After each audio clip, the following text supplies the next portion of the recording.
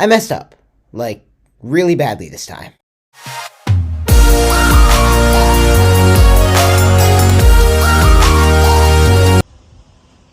Okay, so let's start from the top, sorta.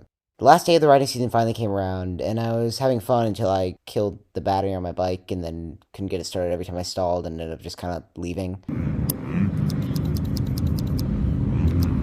But other than that, it went well, and I brought the bike home to get it ready for the East Coast winter. I was actually going to make a video winterizing it, hence all this convenient footage. But obviously that didn't happen, because as I was doing an oil change to the bike, which is something I've done many times, I somehow managed to forget to set my torque wrench, and ended up not only stripping the inside of the engine case, but also cracking it. And I cannot pull the motor and split the cases myself, so pretty much I just wasted a lot of money on a bike that I was planning to sell, like, now. I'm kind of understating it in this video, and I'm sure I'll have everything sorted out by the time you're watching this, but right now, considering this happened yesterday for me, I am still extremely pissed at myself.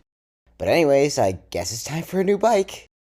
Oh, right, I bought one like 2 weeks ago.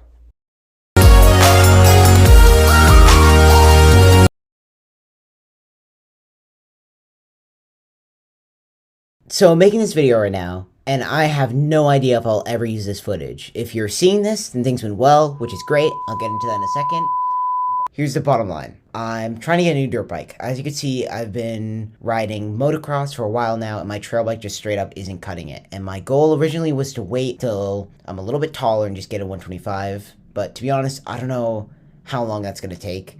So I've thought about more and more about getting a super mini, like a 85 big wheel or a KX100 or KX112 or anything of the sorts. Okay, so this is the first thing I looked at, and it's a 2004 Honda CR85 big wheel. I guess the cons of this are that it's a big wheel, 85, which means it's not 100 or it's not something too fast. But granted, I don't need that. I'm coming from a 140. I don't really have the experience. But also just a little less bottom end, which probably won't be great for trail riding, which I do still enjoy to do. That was my first option. I spent a little bit of time looking at CR150 big wheels, because if you can find one for a good price, they never go down in value.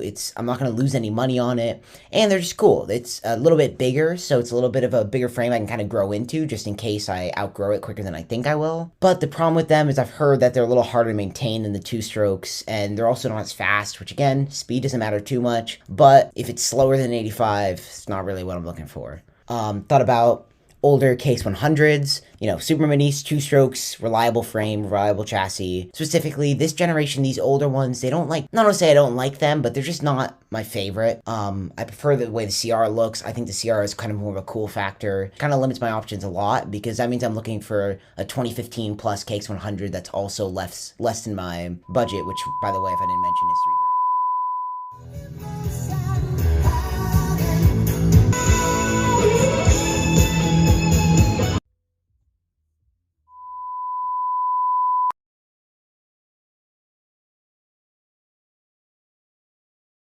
Okay, so obviously this thing's still here. It's been sitting since the last clip you've seen it. Pretty much, I don't have the money to get it fixed right now, so she's just gonna sit for a while, but I'm still hyped because I'm picking up the new bike from the shop today and I'm gonna go rip it, hopefully. So I'll get back to you after that's done and give you my thoughts. That is not a good sign.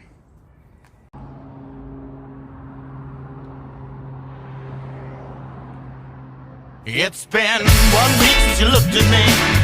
Cocked your head to the side and said I'm angry. 5 days since you laughed at me, saying get that together, come back and see me. 3 days since I'm living. This is it.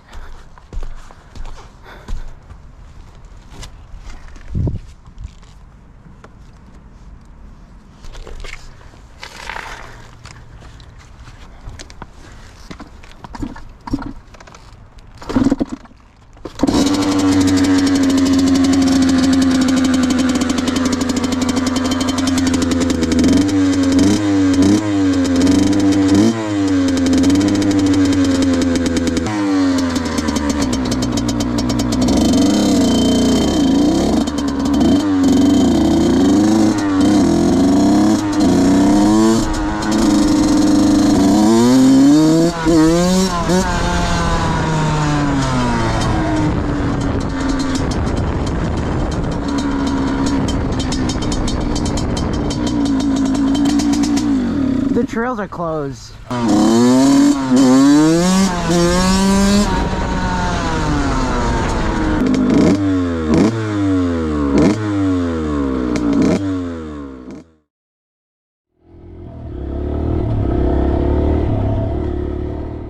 Okay, so let's address some things. This isn't really the video I wanted to make, and it didn't really have the ending I wanted it to have. In a perfect world, I'd get to ride the bike and I'd come to my computer and praise it for being the best thing I've ever touched and ridden, but that's obviously not what happened. First of all, just the financial part alone is kind of a big kick. It costed pretty much the same amount as my KLX in the end, and it's about 16 years older. And in general, the experience has just been kind of frustrating, and especially because I know that I won't keep this thing forever. It's a super mini. I should be moving on to a 125 pretty soon. It is unfortunate, and I did lose a lot of money on it, but either way, that's not really the point of this. I think that I really like this bike. I mean, I've already done some work to it. You'll see that video soon, and it just looks so good. It sounds great. It's really fun to ride, and I'm just really excited to get to the track. So, you know, a lot of negative things has happened, but at the end of the day, it's a dirt bike, and I know I'm going to have fun on it, and I'm hyped for that. It's going to be really fun just to rip a two-stroke with my friends for the beginning of the 2024 season, and also just learn on it. It's going to be my first motocross bike, first two-stroke, just learning all the little maintenance things,